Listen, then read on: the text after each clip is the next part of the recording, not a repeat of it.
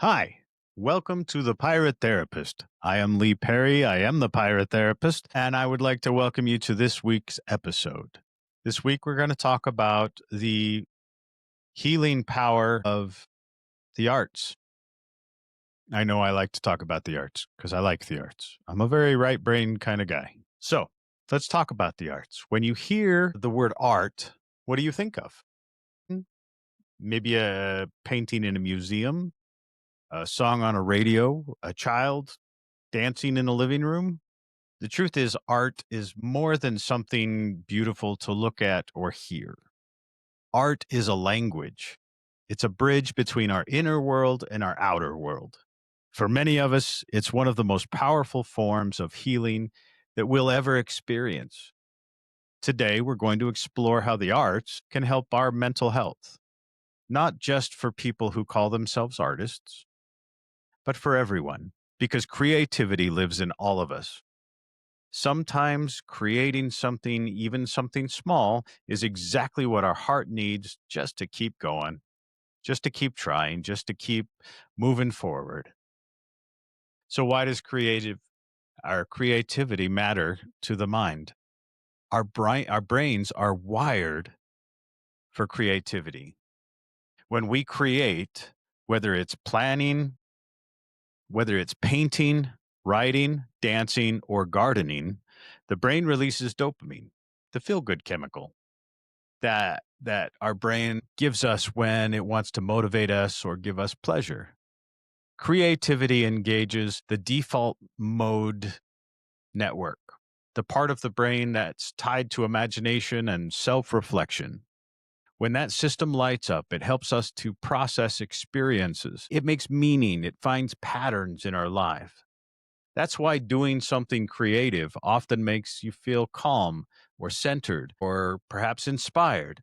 It's your brain integrating emotion into understanding. So when people say art is therapy, they're right. Creating art actually reshapes our neural pathways. It reduces stress hormones like cortisol and it builds emotional resilience. In other words, the arts don't just make life more beautiful, it makes life more bearable. Let's start by asking something simple. Why does creativity matter? Why does it feel good to paint or to sing or dance or write, even when no one's watching, even when no one ever sees it? The answer isn't that the answer is that creativity isn't just a hobby or a pastime. It's a biological need.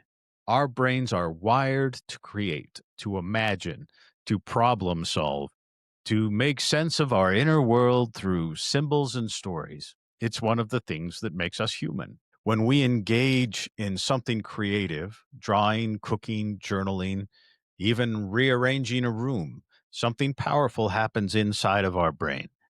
Dopamine. We like dopamine.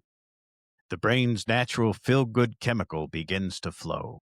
It's the same neurotransmitter that is linked to motivation and reward. That's why creative activities often leave us feeling energized or inspired. They literally light up the brain's reward system. At the same time, creativity engages both hemispheres of the brain. The left side handles the logic, the structure, the detail. The right side handles the emotion, the intuition, and the imagination. When we create, those two worlds start to communicate. That balance can bring an incredible sense of mental harmony, a kind of inner alignment that's rare in our fast paced, overstimulated lives. Creativity helps us process our inner world. Creativity gives our minds a place to go when the words fall short. Our subconscious mind speaks in images, sensations, and metaphors. That's why so many people find clarity through painting or journaling or music. It gives those inner voices a way to express themselves. When you create, you're translating emotion into form. You're saying, here, this is what I'm feeling. I'm sure you've seen a lot of musicians do this when they write their music. Even if nobody sees it, though, you see it. You witness your own emotion instead of running from it. And that's healing. That's mental integration turning chaos into coherence, confusion into understanding.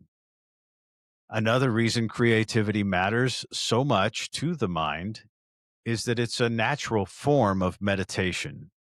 When you're absorbed in creating something like with painting, playing guitar, crafting, your brain enters a state of flow. In flow, time seems to disappear. We kind of get in the zone. Your sense of self quiets down. You're completely present in what you're doing. And while you are in that state, the stress hormones like cortisol drop dramatically. Your breathing slows, your focus deepens, your body feels calm, your mind feels alive. That's why so many people describe creating art as therapy, even when it's not formal therapy. It gives the mind a break from the constant thinking or overthinking, from worrying about the past or the future, and it lets us rest in the now. There's something subtle but powerful that happens when we create. We practice resilience. Every creative act begins with uncertainty. The blank canvas, an empty page, a new idea that might fail. But when you stay with it, when you try, when you play with it, when you experiment, when you adapt, your brain learns flexibility. It learns that failure isn't fatal, it's part of discovery. And I don't think that's really failure. But we've discussed that in another podcast. But in that skill, cognitive flexibility, it's a major factor in mental health. It teaches the brain to approach challenges with curiosity instead of fear, to think, what if I try this instead of I can't do this? Over time, that mindset extends beyond art. You begin to approach life itself with more openness, more creativity, and more hope. And maybe that's the most beautiful part of all. Creativity helps us accept ourselves. When we create, we stop performing and start being. We let go of control and perfectionism, and we let something authentic move through us. That process builds self compassion. It reminds us that our worth isn't tied to productivity or success. It's tied to our capacity to express, to imagine, to connect. Even if no one else ever sees what you make, you've still honored your own humanity.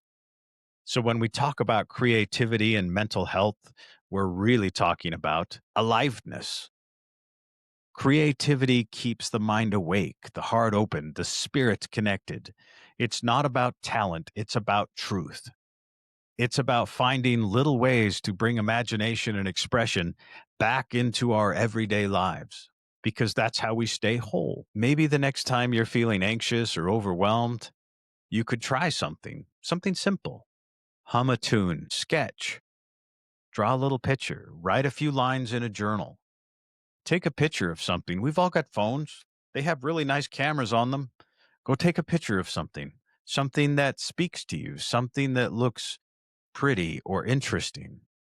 You might be surprised at how much lighter you feel afterwards, because creativity doesn't just change what you make, it changes you. Sometimes words aren't enough. There are feelings, grief, anger, loss, confusion that we can't easily put into language. That's where art comes in. When you dance, paint, sing, sculpt, you give those emotions form, a shape, a rhythm, a color.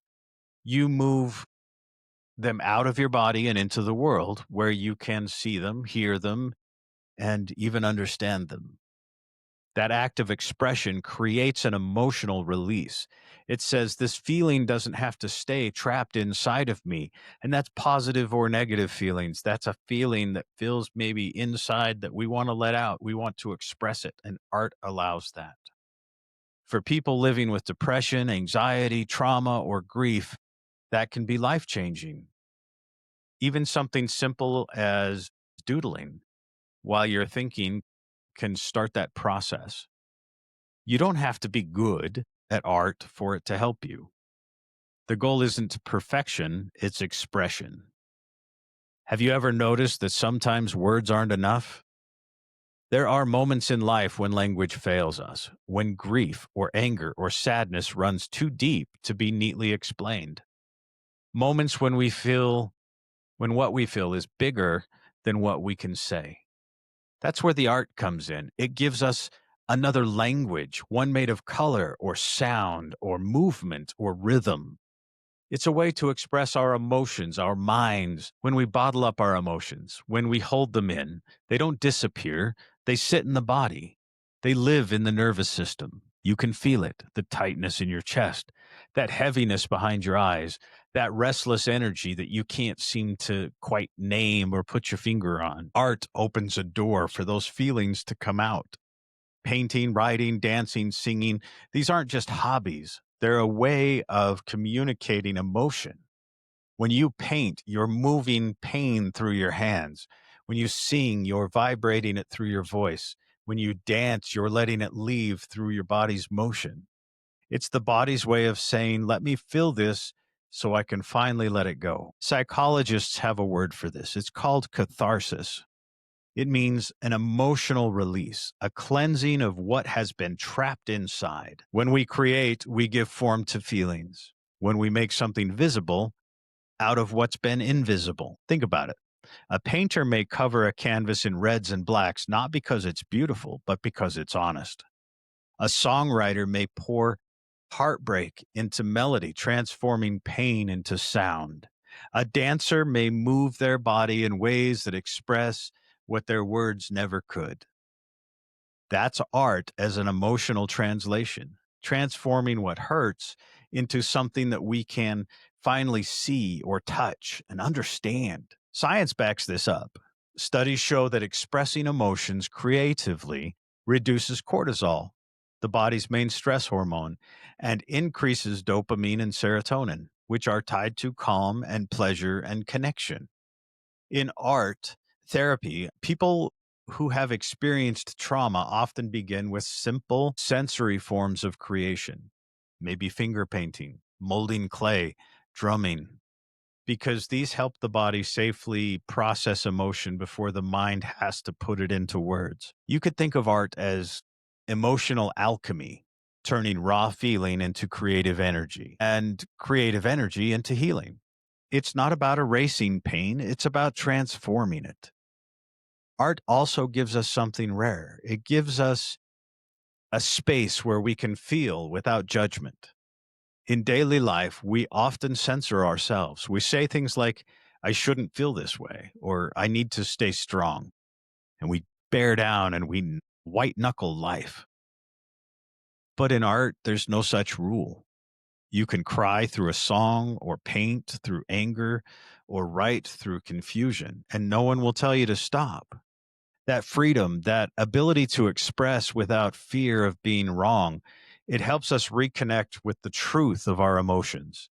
And when we reconnect to our truth, healing begins. Because what we resist persists. But what we express, what we allow ourselves to feel, it begins to move and soften.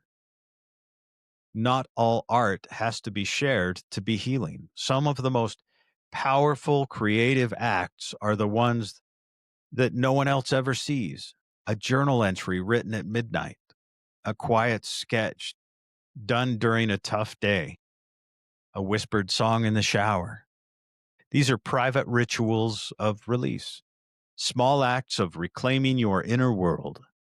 You don't have to show anyone what you create. You just have to let yourself create it. Because the moment you do, something shifts. Your pain stops being your prison and starts becoming your expression. And here's the most beautiful part. When you create from emotion, you will often discover meaning inside of that mess. The act of painting grief or writing through loss, it helps you understand what that feeling is really trying to say. Sometimes anger is protecting a deep wound. Sometimes sadness is love that has nowhere to go. Sometimes confusion is simply the heart trying to make sense of change. Art doesn't just help us release emotions, it helps us to translate it. It turns what's overwhelming into something we can finally hold or even appreciate it. It becomes part of our story. So if you're carrying something heavy right now, if there's a feeling that you can't seem to name or shake, try to give it a shape. Draw it, write it, sing it, dance it, paint it. You don't need to show it to anyone. You don't need to make it pretty. You do need to let it exist because art doesn't judge. It just listens. It's patient, it's gentle, and you just wait until your heart feels ready to breathe again. The arts remind us that even our pain can become something beautiful, that we can transform what hurts into what heals. And that sometimes the first step towards feeling better. Sometimes it's just simply letting ourselves feel. Art connects us to ourselves and to each other. When you share a song or a story or a painting, you're saying, "Here is a piece of my truth." And when someone connects with that piece, they're saying, "I see you. I felt that too." That exchange, that moment of recognition, it's belonging in its purest form.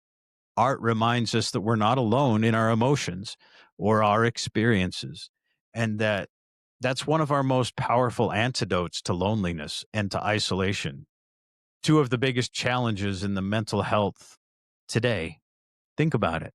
How many times has a song gotten you through a breakup or a bad day? Or has a movie made you feel understood?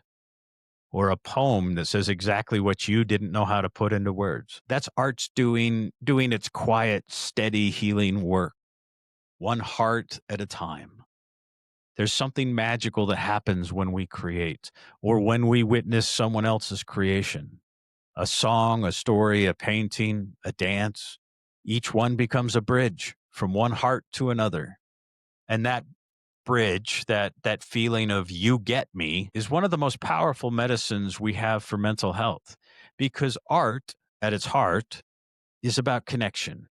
And connection is what heals loneliness, isolation, shame, some of the deepest wounds that we carry. When you think about it, art is humanity's oldest form of communication. Long before we had words, we had drawings on cave walls. We had rhythm on drums. We had stories told by firelight, oral tradition. These early artists weren't making something pretty. They were saying, "I was here, this mattered, and this is what it felt like to be alive in that moment." And that same impulse lives in all of us today. Every time we create, we're saying, "Here's what's inside of me."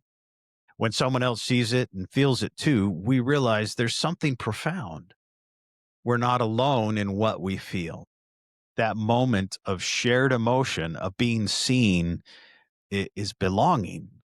And belonging, psychologically, is one of the strongest protective factors against depression and anxiety.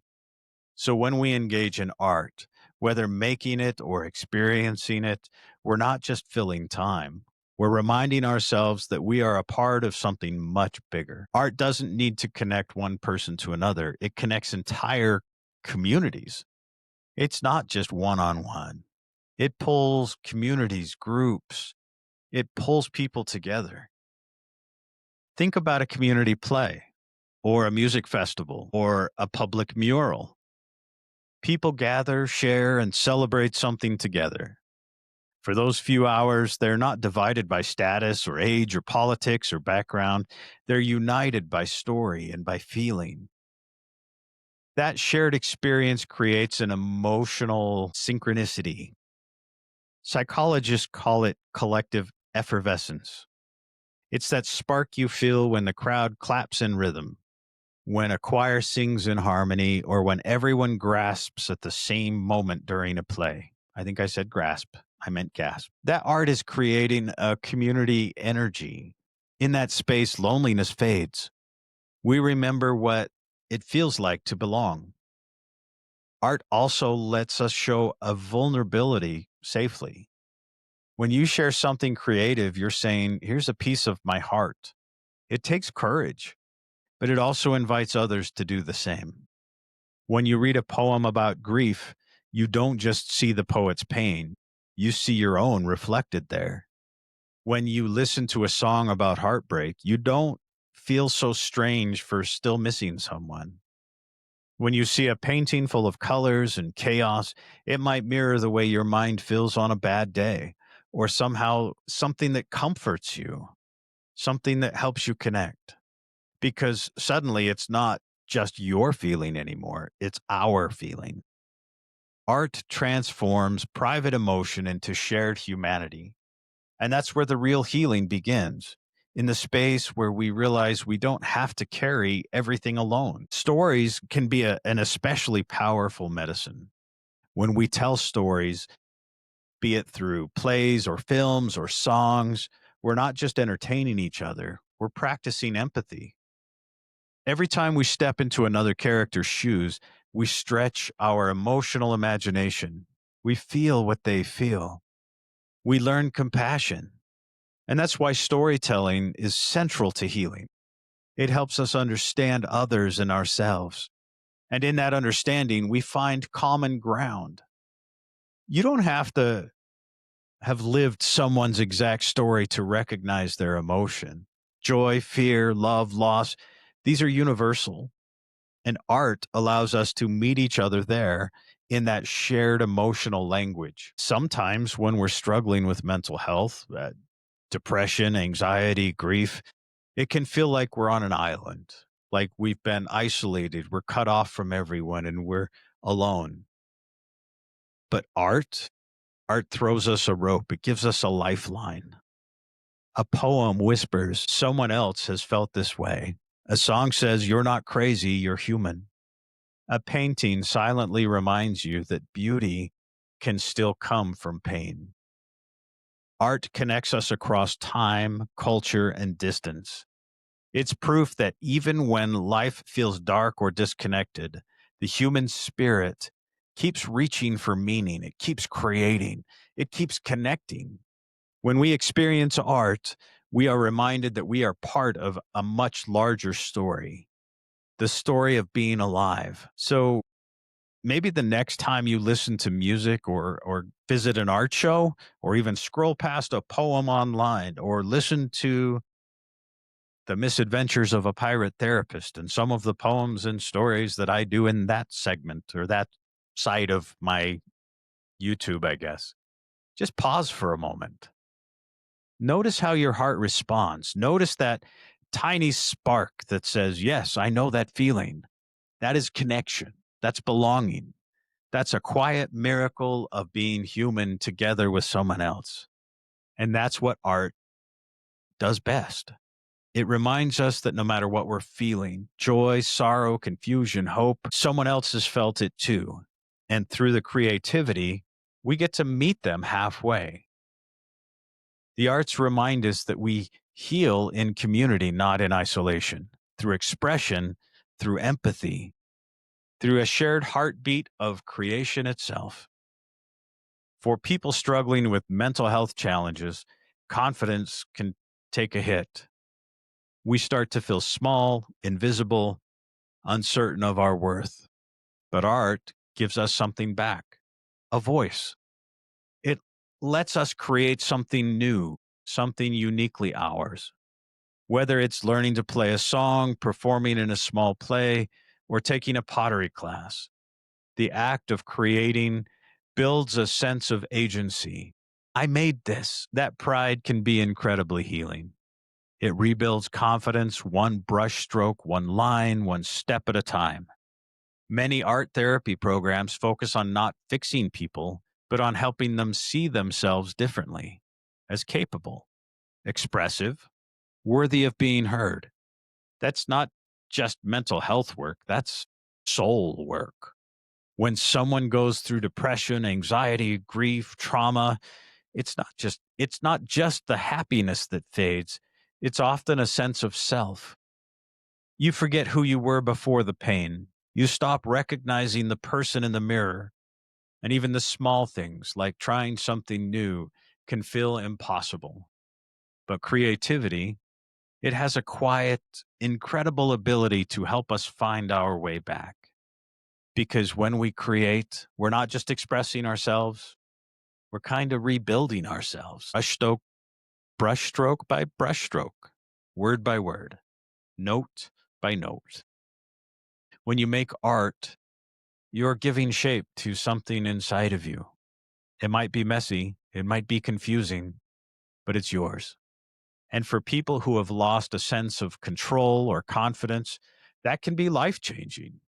You decide what the colors are, you decide where the line goes, you decide what the story is that you want to tell.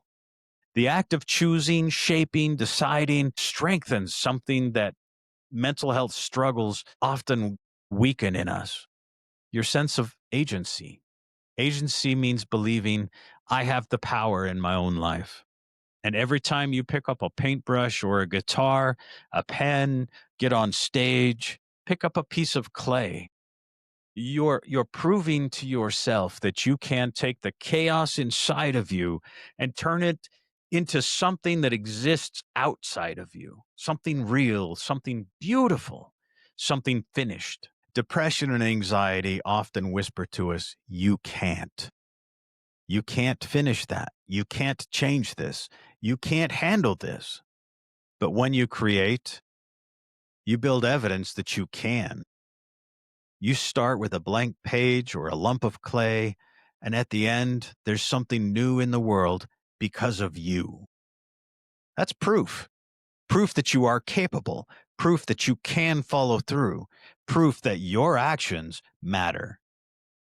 That's why therapists and recovery programs often include art, because it teaches your brain to replace self doubt with accomplishment and helplessness with action.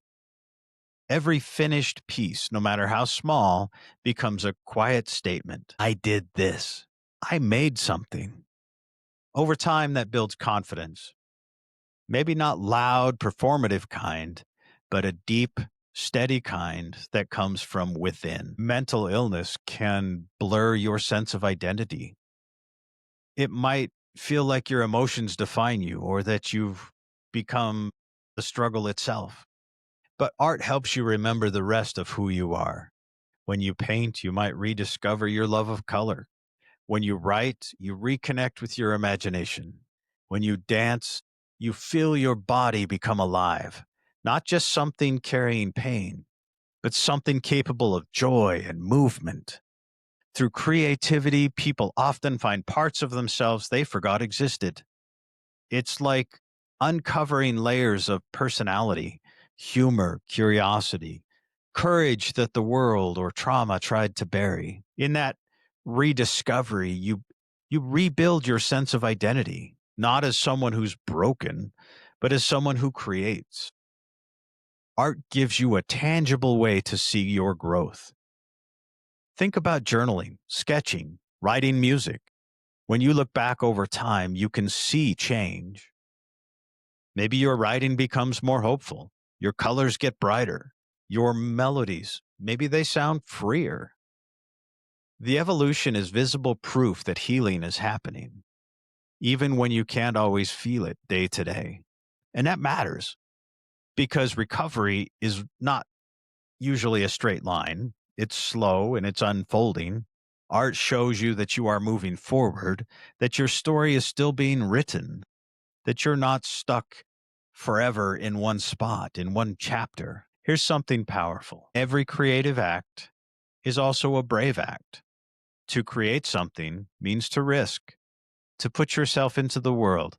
Even if no one sees it, it means you had the courage to try. And courage, over time, rebuilds confidence. Every time you say, I'll try, even when you're scared, you weaken the grip of fear and doubt. You remind yourself that trying is enough and that progress is enough. Being alive and expressive is enough. The more you create, the more you realize you're not so fragile. You're resilient. You're not lost. You're rediscovering yourself. When you create, you're not just making art. You're rebuilding the architecture of your identity, one small act of expression at a time. You're proving to yourself that you can shape your world, that your voice matters, that your feelings, all of them, can be turned into something beautiful and meaningful. So if you're struggling right now and you feel like you've lost who you are, do something creative. Draw, sing, dance, write, garden, cook, build. It doesn't have to be perfect. It just has to be you. Just do it. Because every time you create, you're whispering to yourself, I am still here. I still matter. I can still make something beautiful. And maybe that's where healing really begins. Not in the beginning, fixed, but in realizing that you were capable of beauty all along. You don't have to be an artist to benefit from the arts. You just have to be open to creating and to experiencing. A few simple ways you can weave art into your everyday life. Listen with intention. Pick a song that matches the mood you're in, if it's a good mood, but you will resonate with the song. There's music out there for every mood you feel. But pick that song that perhaps matches your mood and just let yourself feel it. Make something small. Doodle. Get a sticky note. Draw something. Write a haiku. Take a photo. Maybe rearrange your desk. Perhaps attend a play or an open mic night or go to a community concert. Remember, connection is healing. Move your body. Get up and dance. I remember before my sister passed, I remember she was kind of struggling. She had cancer, and I was out visiting with her, and we were trying to make breakfast in the kitchen, and she was really kind of struggling, but we were listening to some music, and she was doing everything she could to dance, and it was a beautiful thing. It was so incredible just to watch her just do what she could to try and dance and feel the music and just be present in that moment and express the hopeful thoughts that she was having. You can join a creative group, art classes, community choirs, writing circles. They all offer expression and belonging. The point is not the final product, it's the process that makes you feel. This is quite literally what they're talking about when they're saying it's about the journey and not the destination. It's easy to think of art as something emotional, a matter of heart and not brain. But science tells us something incredible. Creativity doesn't just make us feel better, it changes our brains. When we create, the brain lights up like a city at night, multiple regions, emotional, cognitive, sensory, motor. They start firing together in a complex harmony. It's like a mental symphony that activity helps to restore balance to parts of the brain that stress and depression tend to silence. Let's explore what that really means. When you paint, dance, write, play music, you're activating both sides of your brain. The left hemisphere, which handles logic and structure and language, and the right hemisphere, which manages emotion, imagination, and intuition. That crosstalk between hemisphere helps to build neural flexibility, your brain's ability to think in new ways, to make connections, and to adapt to change. And that adaptability, that mental flexibility, is a key part of emotional resilience. It helps you to recover faster from stress, solve problems creatively, and stay calm when life throws you something unexpected. It's like exercise for your emotional intelligence. Have you ever been so absorbed in something creative that you lost track of time? When you're in the zone, well, when you're in that flow state, your sense of self temporarily fades. The brain quiets its inner critic and the voice that says you're not good enough. And instead, dopamine, serotonin, endorphins, they start to rise. Those are your brain's natural feel good chemicals. The heart rate, the blood pressure lower, stress hormones drop. And for a little while, the mind finds peace. Flow is the opposite of rumination, the mental loop where you replay worries and regrets. So every time you enter a creative flow, you're giving your brain a break from anxiety and self criticism. It's not just fun, it's healing. That's why art therapy is so powerful. It gives people who struggle to express themselves verbally another language, another way to communicate. one that bypasses logic and taps straight into emotion. Studies have shown that even 45 minutes of creative activity, painting, crafting, making music, dancing, it can significantly reduce cortisol levels. That's the hormone that's tied to stress. Why? Because creativity engages the parasympathetic nervous system, the body's rest and restore mode. It signals safety, tells your body, you can relax now, you're safe here. That's part of why coloring books become so popular among adults. The repetitive, rhythmic motion of coloring or sketching helps to calm the nervous system. It's almost like meditation. And just like mindfulness, creativity anchors you in the present moment. You're not stuck in yesterday's pain or tomorrow's worry. You're right here. You're doing something with your hands, your senses, your focus. You're healing. This is where it starts. One of the most powerful things about the brain is something called neuroplasticity, its ability to rewire itself. Every new creative act, learning an instrument, trying a new dance, even doodling, builds new neural pathways. It's not poetic, it's literal biology. So when you're making art, you're physically reshaping your brain towards balance and growth. You're teaching it to adapt, to learn, to reconnect. And that matters deeply for people living with trauma or depression because both conditions often reduce activity in the brain's reward and motivation system. Creativity reawakens those systems. It tells your brain there is joy here. There is still reward in life. Something fascinating that I learned is when you create, when you anticipate creating, your brain releases dopamine, the same neurotransmitter linked with pleasure and learning and motivation. We like dopamine. That means that creative activity can help counter one of depression's toughest symptoms, anhedonia. The word is actually uglier than it sounds. It's the loss of interest or pleasure, the absence of joy in things that you used to enjoy. Creating something, anything, can reignite the brain's reward pathways, helping you to slowly rediscover joy.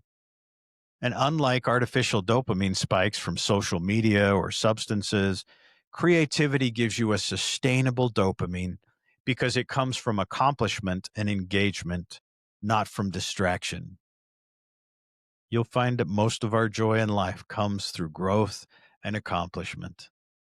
It's your brain's way of saying, this creativity, this thing we're doing that we're creating, is that this matters. Keep going. Creativity affects the body in surprising ways. As your mind relaxes into creative focus, your breathing slows and deepens. Blood flows, it increases into your prefrontal cortex, the part of it's the part of your brain that's responsible for planning and empathy and emotional regulation. And that means your brain is literally practicing calm thinking while you create. And if you combine creativity with movement like dance or theater or playing an instrument, you engage your body's endorphin system too. Those are your body's natural painkillers, your mood boosters. So when you create, your brain and your body enter a quiet partnership, one releasing stress, the other restoring balance. It's a self care that works from the inside out. So when people say that art heals, it's not just a metaphor, it's neuroscience. Every brushstroke, every song, every poem, it's a small act of rewiring. It's a way to help your brain remember what peace feels like, what curiosity feels like, what being alive feels like. Creativity, it reconnects the circuits that fear and stress try to shut down. It reminds your brain that your spirit that there's still beauty to notice, there's still joy to find, still reasons to keep showing up. Because when we create, we're not escaping the world, we're rebuilding our relationship to it. Science is catching up to what artists have known for centuries, that art heals. Studies show that participating in creative activities reduces anxiety and depression symptoms. It lowers stress levels, improves memory, and even strengthens immune function. Hospitals now use art therapy to help patients manage pain. Music therapy is used in Alzheimer's care to evoke memory and joy. Drama therapy helps trauma survivors safely explore emotions and reclaim their voice. Every brush stroke, every note, every word is a way the mind and the body begin to heal together. Here's the truth: you don't have to be an artist to benefit from the healing power of creativity. You don't need fancy materials or expensive lessons or a gallery to show off your creative expression. All you need is a willingness to explore, because creativity is not about perfection, it's about connection. Connection to your emotions, connection to your imagination, and connection to the world around you, connection to your community. The arts remind us that we can still make beauty even in the middle of chaos. And that's something that all of us can do right here, right where we are, with whatever we have. One of the biggest barriers in using art for for healing is fear.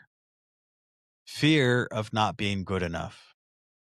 But art, healing art, isn't about making something beautiful. It's about making something honest. Try this. Take 5 minutes and just draw, just doodle, just create something with the pen and paper, whatever comes to mind. Don't plan, don't judge, just draw. Grab a notebook and write a single sentence about how you feel, then another, then another. It's called free writing, where you don't have a plan going in. You grab a writing implement and a paper, you set a timer and just write. Try not to stop writing. Set a timer for 10 minutes and see what happens. Just don't stop writing and just let it go. You'll find that some things will surface that you didn't realize you were feeling. But the goal isn't to produce something worthy of praise, it's to express. It's to help us sort, to process. When you stop worrying about what it looks like, you start paying attention to what it feels like. And that's where healing begins. Creativity heals best when you use your senses, when you let your body join the process. Play with texture and color and sound. Use your hands. Paint with your fingers. Mold with clay. Rip paper. Bake bread. Play an instrument. Go dance barefoot in the grass. Your body carries memory and emotion and tension. And when you engage it creatively, you give those emotions a place to go. It's not about analyzing the feeling, it's about moving it, it's about transforming it. It's about helping it to live outside of you instead of trapped inside. Try thinking of creative expression as a mental health journal, a mirror for how you're really doing. Maybe each morning you sketch your mood in colors or write 3 words that describe how you feel. Maybe you write a short poem when there's something too complicated to say out loud. Or take a photo of something beautiful every day, not for social media, but for you. These small acts help you to track your emotions and notice a pattern. And when you see them over time, you realize you've been growing all along. Art doesn't need anything other than expression. It doesn't just record your life, it reveals your healing. There's something incredibly powerful about creating with someone. Join a community choir, a pottery class, a theater group, or even an online writing circle. You don't need to perform for anyone, just belong to something creative. Because connection is a huge part of mental health. When you share creative space, you remind yourself that you're not alone in your emotions. Everyone is working through something in their own story. And art helps you to bridge that gap. It says, me too. I feel that. I also feel this way. And in that moment, something inside of us loosens. We realize that healing is not just an individual, it's a collective. Art can help us in moments of stress and anxiety. When your mind starts to spiral, do something tactile. Draw slow circles on breath, on paper. Hold your breath. Breathe slowly. Don't hold your breath. Breathe deep and slow, like we've talked about in other episodes. Deep, slow breathing. Fold origami. Play soft music. Focus on one sound. Knit, paint, Arrange flowers, play with popsicle sticks, organize something by color. These are grounding techniques. These are things that help us to bring our focus together, to bring us back to the present moment. They tell your brain you're here, you're safe, you can breathe. And over time, your body learns to trust that rhythm, that calmness that you can create with your own hands. Art doesn't always mean sitting down with a brush or an instrument. It can be woven into the fabric of your everyday life. Try cooking something new as a creative act. Experiment with flavors, colors, presentation. Don't follow a recipe, perhaps. Just try different spices that you like that you don't know if it belongs in this or not, but you think it sounds good. Take a walk. Notice shapes, sounds. Listen to nature. Look at patterns around you. Treat your surroundings like a living gallery. Even the way you decorate your space, your clothes you choose, the words you speak, let it be creative. All of that is art. When you approach life itself as a creative act, it shifts your mindset from survival to engagement. You begin to notice small joys again, the way the light hits the trees, the rhythm of the rain, the comfort of familiar smells. That awareness can lift you out of numbness and reconnect you to the present. One powerful way to sustain creativity for mental health is to make it part of your routine. Set aside time every week to create, not for productivity, but for peace. Maybe Sunday evenings become your journaling time, or mornings you start with a short sketch. Make it a ritual. Light a candle, play some gentle music, have a cup of tea. Let yourself be still, not steal, still, and let yourself be expressive. These small creative rituals tell your brain this is my space to feel, to release, to grow. Over time, that ritual becomes sacred. It becomes a place you can return to no matter how chaotic life gets. Creativity is more than a hobby, it's a lifeline. It gives us a way to express things that we can't always put into words. It helps us process pain, rediscover joy, and remember our strength. The arts remind us that even in the dark times, we're still creators, that we can still take the raw materials of our experiences, even the painful ones, and turn them into something meaningful. So if you're struggling today, don't wait for inspiration. Just start. Sing badly, but sing. Paint messy, but paint. Write nonsense, but write. Dance awkwardly, but dance. Not because it's not about being good, it's about being alive. It's about every creative act is a declaration of that truth, that you're still here, that you're still trying, that you are capable of creating beauty. At its core, art reminds us that being human is messy and it's emotional and it's beautiful. And it teaches us that we can turn pain into poetry and fear into dance and loneliness into song. It shows us that expression is connection, that every time we share our creativity, we open the door for someone else to feel a little less alone.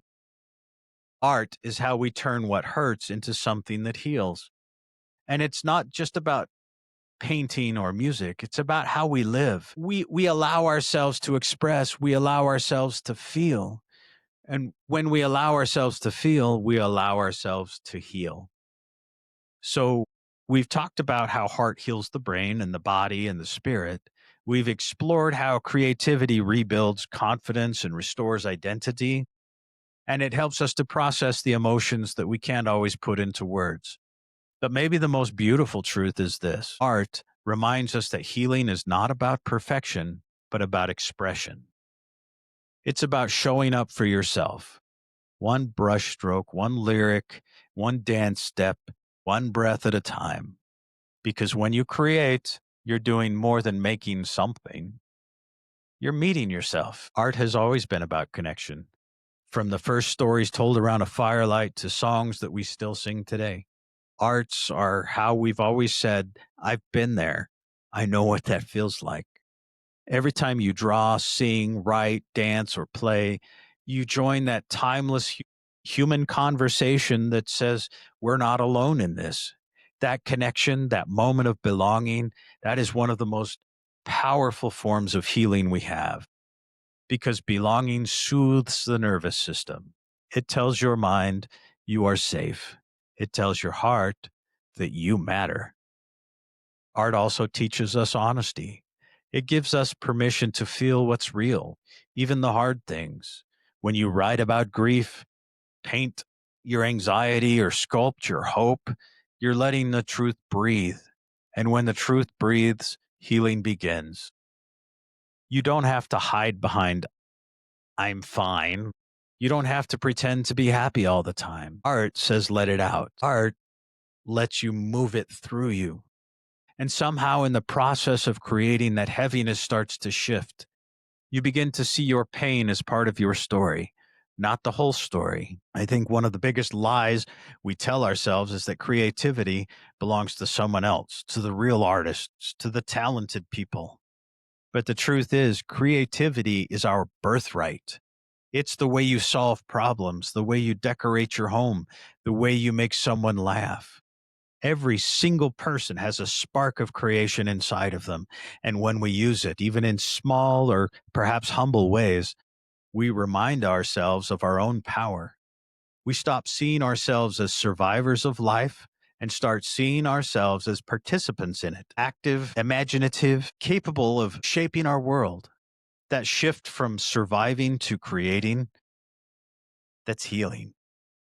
So if you're feeling stuck, empty, unseen, if you've lost touch with joy or with who you are, let creativity bring you home. It doesn't matter what form it takes. Write a letter you never send, a melody while you cook, take a photo of the sky, plant something, build something, color something. Just create, do something, make something. Because every time you create, you add a little more light to your world, and there's every possibility that you add light to someone else's world too. Art is a language of hope. Every line, every note, every dance step says, I'm still here. I'm still growing. I'm still part of the story, and I'm still writing that story. We don't heal by erasing our pain. We heal by transforming it, by giving it color and texture and rhythm and a voice. The arts don't promise escape, they promise expression. And that expression, in that expression, we find freedom, a place where our feelings have meaning, where our voices matter, where we remember that we're not broken. We're just becoming. So wherever you are today, pick up something creative and let it speak to you. Because sometimes healing begins not with words of wisdom, but with a quiet sound of a brush on a canvas, or a dance step, or a hand on an instrument, or the vocals to a song, a voice daring to sing. You are art in motion, and you are still unfolding. So maybe the next time you're feeling low, instead of asking, what's wrong with me? Ask yourself, what can I create today? Art doesn't ask you to be perfect. It just asks you to show up. And in that act of showing up, even for a few quiet minutes, you may find the thing your mind and heart have been searching for: peace, expression, and a reminder that you are beautifully and profoundly human. Thank you for spending this time with me. If today's episode spoke to you, share it with someone who might need a little light and inspiration too. And remember, you don't have to be an artist to heal through art. You just have to be willing to create. So for this week, thank you very much for joining me. I am Lee Perry. I am the Pirate Therapist. Thank you for being part of this. I hope you have a wonderful week, and I hope you find a way to create and to explore your creativity so you can see and feel how healing that process is. Have a good week. I'll see you next week.